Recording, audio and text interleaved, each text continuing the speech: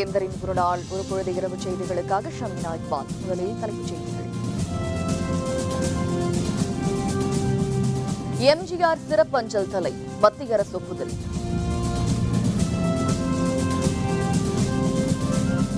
ஜல்லிக்கட்டுக்கு அனுமதி கோரி போராட்டம், தடியடி நடத்தியதற்கு கண்டனம்.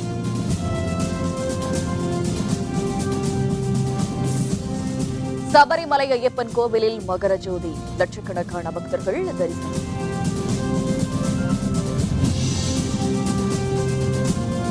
தமிழகத்தில் களை கட்டிய பொங்கல் திருநாள், புதுப்பானையில் பொங்கலிட்டு உற்சாகம்.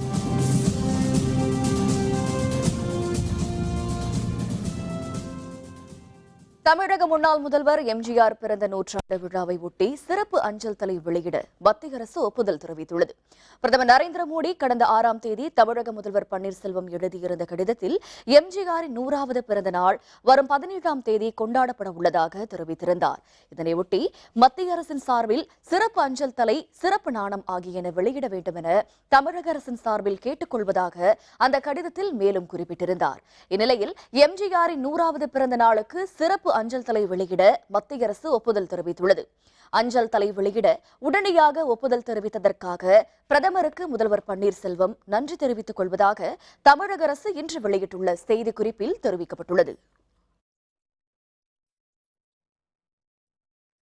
ஜல்லிக்கட்டுக்கு அனுமதி கோரியும் பீட்டா அமைப்பிற்கு எதிராகவும் மதுரை அவனியாபுரத்தில் போராட்டத்தில் ஈடுபட்டவர்களை காவல்துறையினர் தடியடி நடத்தி கலைத்தனர். மதுரை அவனியாபுரம் ரயில் நிலையம் உள்ளிட்ட பகுதிகளில் ஜல்லிக்கட்டுக்கு அனுமதி கோரியும் பீட்டா அமைப்புக்கு எதிராகவும் போராட்டங்கள் நடைபெற்றன. அவனியாபுரத்தில் ஜல்லிக்கட்டுக்கு ஆதரவாக இளைஞர்கள் பேரணி நடத்தினர். இந்த போராட்டத்தில் திரைப்பட இயக்குநர்கள் கௌதமன், அமீர், நடிகர்கள் ஆர்யா, சத்யா, இசையமைப்பாளர் யுவன் சங்கர் ராஜா உள்ளிட்டோர் பங்கேற்றனர். மதுரை அவனியாபுரம் பேருந்து நிலையம் அருகே இயக்குநர் கௌதமன் தொடர்ந்து போராட்டத்தில் ஈடுபட்டார். அவருடன் 200க்கும் அதிகமானோர் சாலையில் அமர்ந்து போராட்டத்தில் ஈடுபட்டனர். இதனைத் தொடர்ந்து கௌதமனை காவல்துறையினர் கைது செய்தனர். இதற்கு எதிர்ப்பு தெரிவித்தவர்களை காவல்துறையினர் தடியடி நடத்தி கைது செய்தனர்.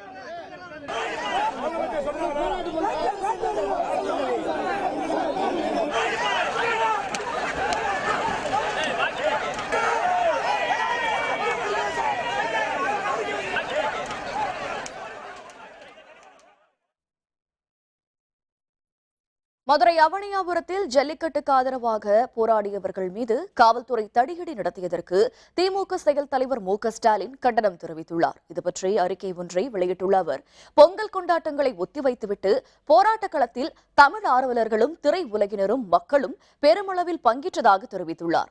திரைப்பட இயக்குநர் கௌதமன் உள்ளிட்டோர் மீது காவல்துறை தடியடி நடத்தியது மனிதநேயமற்ற செயல் என்று குறிப்பிட்டுள்ளார். ஜனநாயக முறையில் நடைபெறும் போராட்டங்களை அடக்குமுறையால் ஒடுக்கிவிட முடியாது என தெரிவித்துள்ள ஸ்டாலின், ஜல்லிக்கட்டு நடத்த கோரி ஜனநாயக முறையில் நடைபெறும் அனைத்து போராட்டங்களுக்கும் திமுக துணை நிற்கும் என்று குறிப்பிட்டுள்ளார்.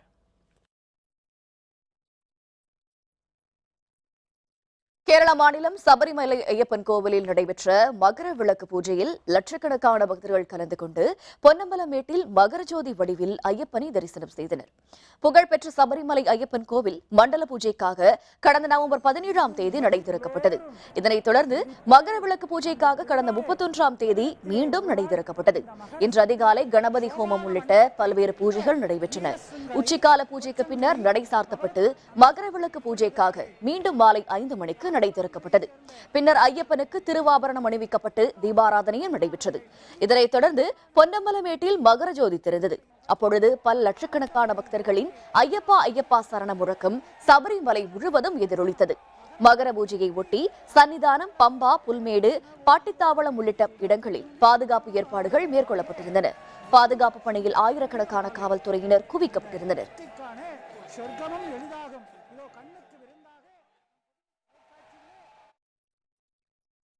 உயிர்கள் வாழவும் பயிர்கள் செழிக்கவும் உதவும் சூரியனுக்கும் இயற்கைக்கும் நன்றி தெரிவிக்கும் விதமாக பொங்கல் திருநாள் இன்று உழவர் திருநாளாக தமிழகம் முழுவதும் உற்சாகத்துடன் கொண்டாடப்பட்டது.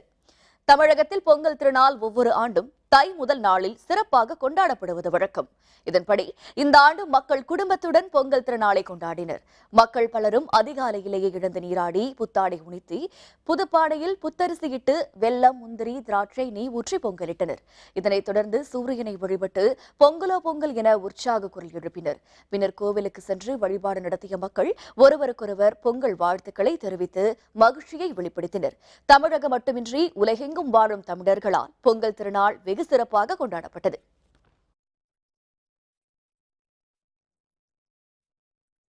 சென்னை அண்ணா நகரில் உள்ள அடுக்குமாடி குடியிருப்பில் வசிக்கும் குடும்பத்தினர் சமத்துவ பொங்கல் விழாவை கொண்டாடி மகிழ்ந்தனர்.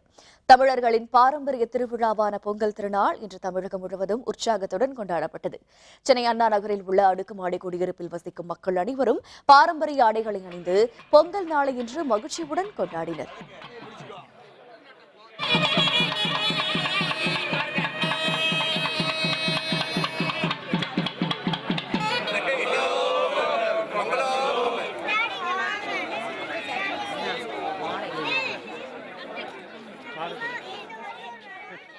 தை முதல் நாளான இப்பொங்கல் திருவிழாவை எங்களது மெட்ரோ ஜோனில் உள்ள அனைவரும் இணைந்து கம்யூனிட்டி பொங்கல் என்று எல்லாரும் இணைந்து பொங்கல் செய்து கொண்டாடி வருகிறோம். எல்லாரும் கலந்துருக்கோம். எல்லாம் caste everybody are together here. So we are enjoying. Metro ஜோனில் நிறைய பசங்களுக்கு இதெல்லாம் எக்ஸ்பீரியன்ஸ் பண்ணதே கிடையாது. So it's experience for them. எல்லாரும் என்ஜாய் பண்ணிகிட்ருக்காங்க. It's very nice. எல்லாருமே பயங்கர கலர்ஃபுல்லாக இருக்கும். கரகாட்டம், ஒயிலாட்டம், all that programs we have full day. We are packed today. எல்லாம் கீழே தான், வீட்டுக்கு யாரும் போகிறதே இல்லை இன்னைக்கு. So we are very happy. தமிழக முன்னாள் ஆளுநர் சுர்ஜித் சிங் பர்னாலா தமது 91வது வயதில் உடல்நலக்குறைவு காரணமாக காலமானார். அவரது மறைவுக்கு பிரதமர் மோடி உள்ளிட்ட பல்வேறு தலைவர்கள் இரங்கல் தெரிவித்துள்ளனர். 1925ஆம் ஆண்டு பஞ்சாப் மாநிலத்தில் விவசாய குடும்பத்தில் பிறந்த பர்னாலா லக்னோவில் சட்டப்படிப்பு பயின்றார். நாட்டின் விடுதலை போராட்டத்தில் அவர் பங்கேற்றுள்ளார். அகாலிதளம் கட்சியின் மூத்த தலைவர்களில் ஒருவரான அவர் பொற்கோவில் மீதான நடவடிக்கைக்கு பின்னர் 1985இல் பஞ்சாப் மாநில முதல்வராக பதவியேற்றார். வாஜ்பாய் அமைச்சரவையில் ரசாயனத்துறை அமைச்சராகவும் பதவி வகித்துள்ளார். 1990 முதல் 1990 வரையிலும் 2004ஆம் ஆண்டிலிருந்து 2011ஆம் ஆண்டு வரையிலும் இருமுறை தமிழக ஆளுநராக பர்னாலா பதவி வகித்தார். சண்டிகர் மருத்துவமனையில் உடல்நலக்குறைவு காரணமாக அனுமதிக்கப்பட்டிருந்த அவர் சிகிச்சை பலனின்றி தமது 91வது வயதில் காலமானார்.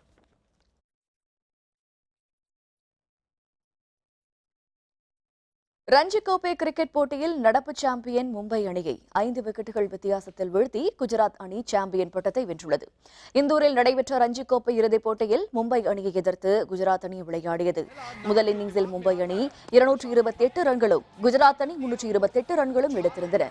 இதனையடுத்து இரண்டாவது இன்னிங்ஸை விளையாடிய மும்பை அணி 411 ரன்களுக்கு ஆட்டமிழந்தது. தொடர்ந்து இரண்டாவது இன்னிங்ஸை விளையாடிய குஜராத் அணி சாம்பியன் பட்டத்தை பெறுவதற்கு 312 ரன்கள் எடுக்க வேண்டியிருந்தது. அந்த அணியின் தலைவரான பார்த்திவ் பட்டேல் அபாரமாக விளையாடி 196 பந்துகளில் 143 ரன்களை எடுத்தார். இதனையடுத்து 5 விக்கெட்டுகளை மட்டுமே இழந்த குஜராத் அணி 89.5 ஓவர்களில் 313 ரன்களை எடுத்து வெற்றி பெற்றது. இந்த வெற்றி மூலம் குஜராத் அணி முதல் முறையாக ரஞ்சி கோப்பையை வென்றுள்ளது. நடப்பு சாம்பியனான மும்பை அணி 46வது முறையாக இந்த முறை இறுதிப் போட்டிக்கு முன்னேறி வெற்றி வாய்ப்பை இழந்துள்ளது.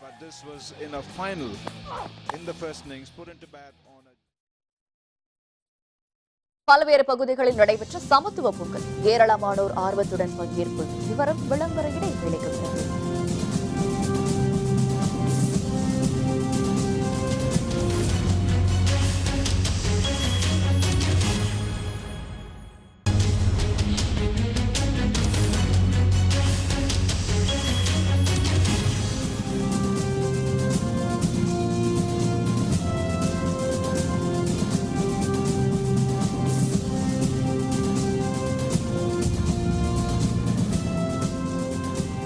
செய்திகள் தொடர்கின்றன.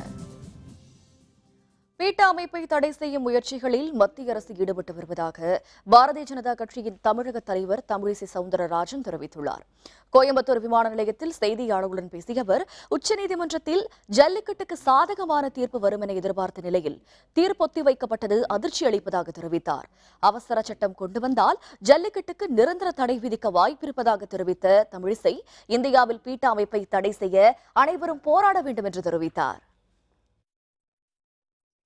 பீட்டா அமைப்பு தமிழகத்தில் ஜல்லிக்கட்டு நடந்தால் தமிழக அரசை கலைக்க வேண்டும் என்று சொல்வதற்கு இவர்கள் யார்? இவர்கள் ஜனநாயக முறைப்படி நம்முடைய நடைமுறையில் தலையிடுவதற்கு அவர்களுக்கு எந்த உரிமையும் இல்லை.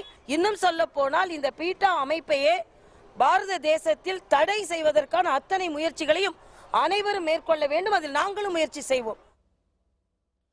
பன்முகத்திறன்களோடு தொலைநோக்கு பார்வை கொண்டவர் சோ என்று நடிகர் ரஜினிகாந்த் தெரிவித்துள்ளார். சென்னையில் நடைபெற்ற துக்ளக் பத்திரிகையின் 47வது ஆண்டு விழாவில் மறைந்த துக்ளக் ஆசிரியர் சோ உருவப்படத்திற்கு நடிகர் ரஜினிகாந்த் மலர் தூவி மரியாதை செய்தார். அதன் பின்னர் பேசிய அவர், சோவிடம் கருத்து கேட்காத அரசியல்வாதிகளே தமிழகத்தில் இல்லை என்று தெரிவித்தார். நகைச்சுவை உணர்வுடன் பேசக்கூடிய சோவின் மறைவு வருத்தமளிப்பதாகவும் ரஜினிகாந்த் மேலும் குறிப்பிட்டார். ஆக்சுவலா பாத்தீங்கன்னா தமிழ்நாட்டில் அவர்கிட்ட போகாத அரசியல்வாதிகளே கிடையாது. அவர்கிட்ட அவருடைய ஒப்பீனியன், அவருடைய கருத்தை கேட்காத அரசியல்வாதிகளே கிடையாது. அவர் இருந்து நம்மளை எல்லாரையும் சிந்திக்க வச்சிருக்காரு, ரசிக்க வச்சிருக்காரு. அவர்கிட்ட நம்ம கத்துக்க வேண்டியது, நம்ம உண்மையே பேசி உண்மையே நடந்துக்கிட்டு உண்மையா இருந்தா மதிப்பும் மரியாதையும் சந்தோஷம் மறுபடியும் மொழி எல்லாமே முதல்ல சவுசார் இருக்கும்போது எப்படி இருந்ததோ அப்படியே இன்னும் மேல மேல நம்மளை சிந்திக்க வைக்கணும், மகிழ வைக்கணும்னு சொல்லி அவர் ஆத்மா சாந்தி புதுச்சேரியில் சாதி மத வேறுபாடின்றி இஸ்லாமியர்கள், கிறிஸ்தவர்கள், இந்துக்கள் இணைந்து பொங்கலிட்டு கொண்டாடிய சமத்துவ பொங்கல் விழாவில் முதல்வர் நாராயணசாமி உள்ளிட்டோர் கலந்து கொண்டனர். பொங்கல் திருநாளை ஒட்டி புதுச்சேரியில் பல்வேறு இடங்களில் சமத்துவ பொங்கல் விழா நடைபெற்றது. பாகூர் தொகுதிக்குட்பட்ட கன்னியகோவில் பகுதியில் தனவேலு எம்எல்ஏ தலைமையில் சாதி மத வேறுபாடின்றி அனைவரும் இணைந்து பொங்கலிட்டு கொண்டாடிய சமத்துவ பொங்கல் விழா நடைபெற்றது.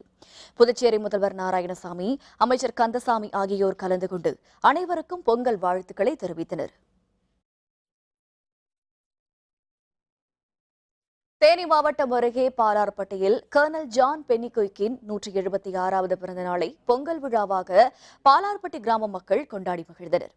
தேனி, மதுரை, திண்டுக்கல், சிவகங்கை, ராமநாதபுரம் உள்ளிட்ட 5 மாவட்டங்களில் நீதாரமாக முல்லை பெரியாறு அணை விளங்கி வருகிறது. இதனை கட்டிய கர்னல் ஜான் பென்னிகுயினின் பிறந்த நாளான ஜனவரி 15ஆம் தேதியன்று பாலார்பட்டி கிராம மக்கள் பொங்கல் விழாவாக கொண்டாடுகின்றனர். இதனையடுத்து மேளதாளங்கள் முழங்க கர்னல் ஜான் பென்னிகுய்க்கின் திருவுருவ படத்தை ஊர்வலமாக எடுத்து வந்தனர். 15 நாட்கள் விரதமிருந்து பென்னிகுய்க்கு நினைவு கலை அரங்கம் முன்பு பெண்கள் பொங்கல் வைத்துக் கொண்டாடினர். கம்பம் பள்ளத்தாக்கு மட்டுமல்லாத 5 மாவட்ட மக்களுக்கு ஒரு குடிநீர் ஆதாரமாக இருக்கக்கூடியது முல்லை பெரியாறு அணை. இந்த முல்லை பெரியாறு அணையை கட்டின கர்னல் பென்னிகுய்க் அவர்களுக்கு 176 பிறந்த நாளாக எங்களுடைய ஊரில் உள்ள பெண்கள் எல்லாம் மொத்தமாக சேர்ந்து இந்த பொங்கல் விழாவை நாங்கள் சிறப்பாக கொண்டாடுறோம். பொங்கல் தினத்தை விட பென்னிகுய்க்குடைய பிறந்த நாளுக்கு அதிக முக்கியத்துவம் கொடுத்து இதை வருடந்தோறும் நாங்கள் சிறப்பாக கொண்டாடி வருகிறோம். பொங்கல் திருநாளை முன்னிட்டு அரியலூர் மாவட்டத்தில் உள்ள இந்து கோவில்களில் பொங்கல் வைத்து நடைபெற்ற சிறப்பு வழிபாட்டில் திரளானோர் கலந்து கொண்டனர். அரியலூர் 5 முக விநாயகர் கோவிலில் விநாயகருக்கு சந்தன காப்பு, கரும்பால் அலங்காரம் செய்யப்பட்டிருந்தது. கோவில் வளாகத்தில் பக்தர்கள் பொங்கல் வைத்து விநாயகருக்கு படையலிட்டு வழிபட்டனர். பின்னர் நடைபெற்ற தீபாராதனையில் கலந்து கொண்டு வழிபட்டனர்.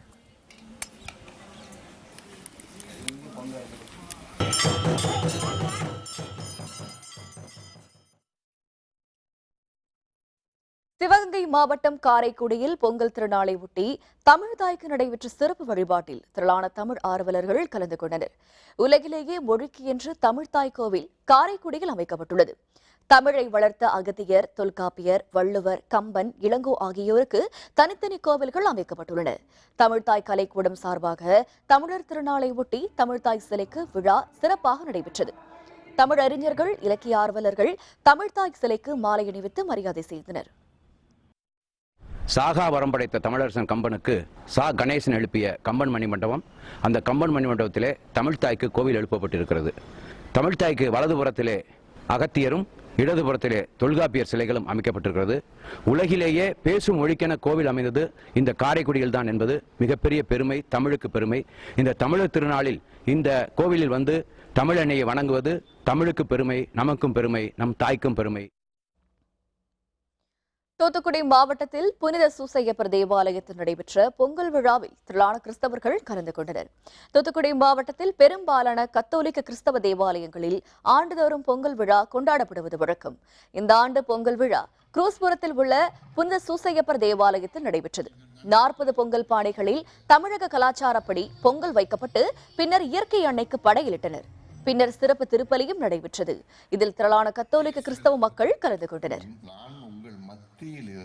இன்னைக்கு ஒரு 40 பானையில் பொங்கல் விட்டு அனைவரும் இன்னைக்கு பொங்கல் விழா ரொம்ப சிறப்பாக கொண்டாடணும். இதில் எல்லார் மக்களும் பயன்பெறணுங்கிற ஒரு நல்ல அடிப்படையில் ஜாதி மத பேதமின்றி அனைத்து மக்களும் இதில் இந்து முஸ்லீம் கிறிஸ்டின் எல்லாருமே ஒருங்கிணைந்து இன்னைக்கு இந்த பொங்கல் விழாவை நாங்கள் எங்கள் கோயிலில் ரொம்ப சிறப்பாக இன்னைக்கு கொண்டாடணும்.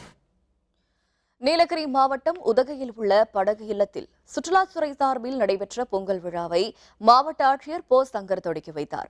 பின்னர் சுற்றுலா பயணிகளை கவரும் வகையில் கலை நிகழ்ச்சிகள் நடைபெற்றன. இந்த விழாவில் வெளிநாட்டு சுற்றுலா மற்றும் உள்நாட்டு சுற்றுலா பயணிகள் திரளானோர் கலந்து கொண்டனர்.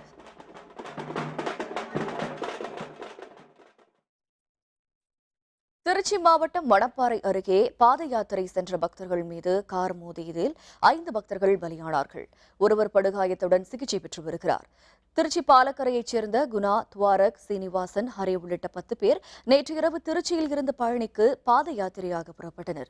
இன்று அதிகாலை 7:15 மணியளவில் அவர்கள் மணப்பாறை அருகே பாலப்பட்டி பகுதிக்கு வந்தபொழுது திருச்சியில் இருந்து திண்டுக்கல் நோக்கி வந்த கார் ஒன்று பக்தர்களின் மீது மோதியது. இதில் குணா, சலீம், சீனிவாசன், ஹரி, துவாரக் ஆகிய 5 பேர் அவ்விடத்திலேயே பலியானார்கள். குமார் என்பவர் உயிருக்கு ஆபத்தான நிலையில் மணப்பாறை தனியார் மருத்துவமனையில் சிகிச்சை பெற்று வருகிறார். இனி எஸ்ஆர்எம் தமிழ் பேராயம் வழங்கும் வேந்தர் டிவியின் நூலின்றி அமையாது அறிவு சென்னை புத்தக காட்சியின் சிறப்பு செய்தி.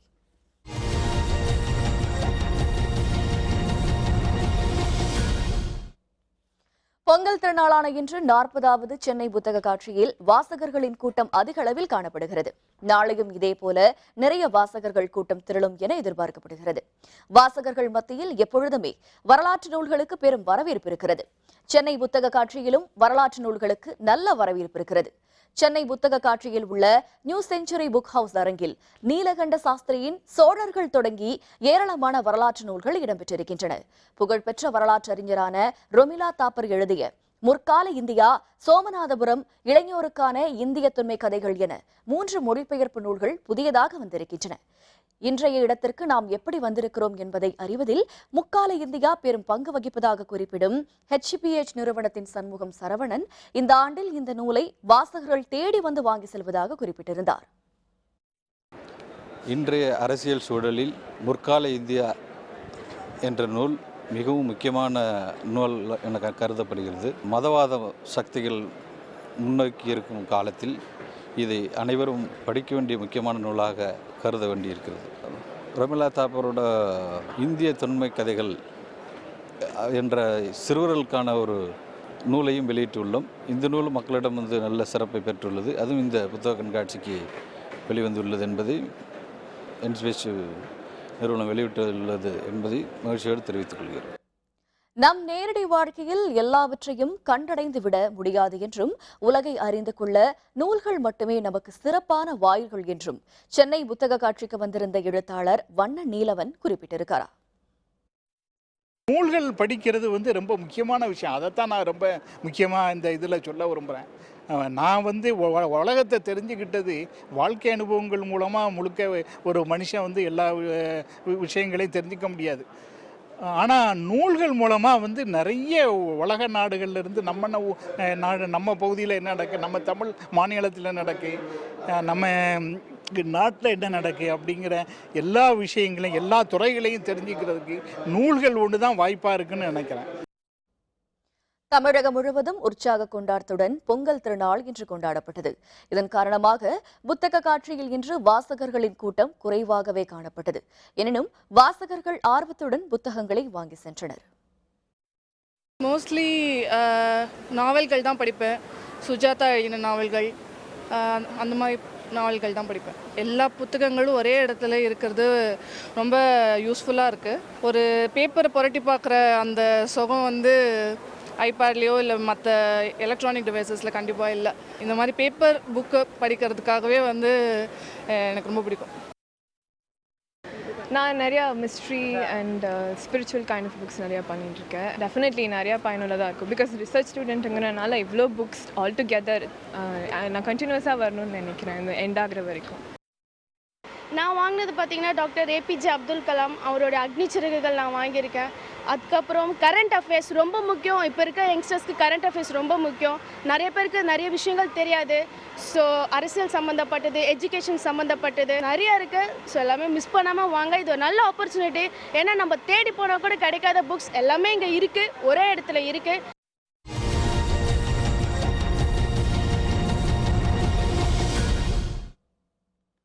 இந்தியா இங்கிலாந்து அணிகள் மோதும் முதல் ஒருநாள் போட்டி கேப்டன் கோலி தலைமையில் நடைபெறுவதால் பெரும் எதிர்பார்ப்பு. விவரம் விளம்பர இடைவேளைக்கு பிறகு.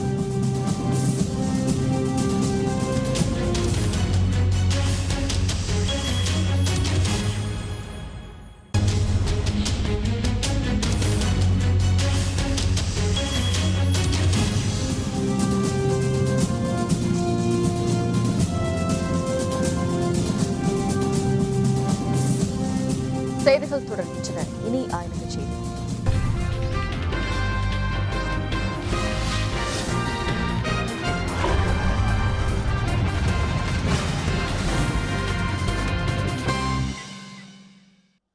அமெரிக்காவின் இசைப்பாடகர் எல்விஸ் பிரெஸ்லியின் 25வது நினைவு நாளை ஒட்டி நடைபெற்ற பேரணியில் ஆஸ்திரேலிய ரசிகர்கள் திரளானோர் பங்கேற்றனர். அமெரிக்க இசை கலைஞரும் நடிகருமான எல்விஸ் பிரெஸ்லி தனது 45வது வயதில் காலமானார். 20ஆம் நூற்றாண்டில் ராக் அண்ட் ரோல் இசையின் தொடக்கமாக ராக்கபிலிட்டி என்ற இசை நிகழ்ச்சிகளை நடத்திய முதல் கலைஞர்களுள் இவரும் ஒருவராக திகழ்ந்தார். பிரெஸ்லே நடித்த 31 திரைப்படங்களில் வணிக அடிப்படையில் இசைப்படங்களாகவே இருந்தன. இதில் தொலைக்காட்சிகளில் மேடை இசை நிகழ்ச்சிகளை நடத்தியதன் மூலம் பல்லாயிரக்கணக்கான ரசிகர்களை இவர் கவர்ந்தார்.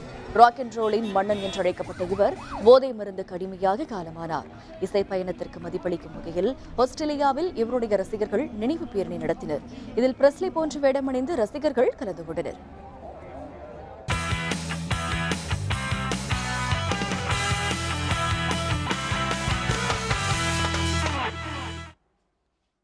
இந்தியா இங்கிலாந்து அணிகள் மோதும் ஒருநாள் கிரிக்கெட் போட்டித் தொடரின் முதல் ஆட்டம் நாளை புனேவில் தொடங்குகிறது. கேப்டன் விராட் கோலி தலைமையில் இந்திய அணி களமிறங்கும் முதல் போட்டி என்பதால் ரசிகர்கள் இடையே பெரும் எதிர்பார்ப்பு ஏற்பட்டுள்ளது. காயத்திலிருந்து மீண்டுள்ள தவானும் இங்கிலாந்துக்கு எதிரான தொடரில் சிறப்பாக விளையாடிய ராகுலும் இந்த போட்டியில் சிறப்பாக விளையாடுவார்கள் என்று எதிர்பார்க்கப்படுகிறது. ரஞ்சித் தொடரில் அபாரமாக விளையாடிய யுவராஜ் இந்த ஆட்டத்தில் இடம்பெறுவார் என்று தெரிகிறது. அண்மை காலமாக 4வது வீரராக களமிறங்கும் முன்னாள் கேப்டன் தோனி இந்த போட்டியில் 6வது வீரராக களமிறங்குகிறார். டெஸ்ட் போட்டியில் இந்தியாவிடம் படுதோல்வி அடைந்த இங்கிலாந்து அணி ஒருநாள் தொடரில் வெல்ல வேண்டிய நெருக்கடியில் உள்ளது. மீண்டும் தலைப்புச் செய்திகள். எம்ஜிஆர் சிறப்பஞ்சல் தலை மத்திய அரசு ஒப்புதல்.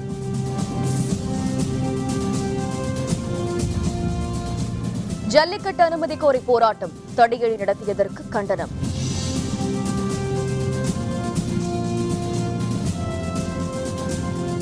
சபரிமலை ஐயப்பன் கோவிலில் மகர ஜோதி லட்சக்கணக்கான பக்தர்கள் தரிசனம்.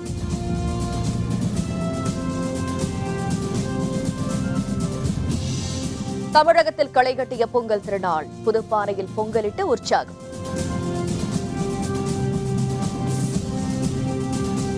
இத்துடன் வேந்தரின் ஒருநாள் ஒருபொழுது இரவு செய்திகள் நிறைவடைந்தன. மீண்டும் இரவு 10 மணிக்கு கண்ணுறங்கும் வேளை இரவு செய்திகளை சந்திப்போம். வணக்கம்.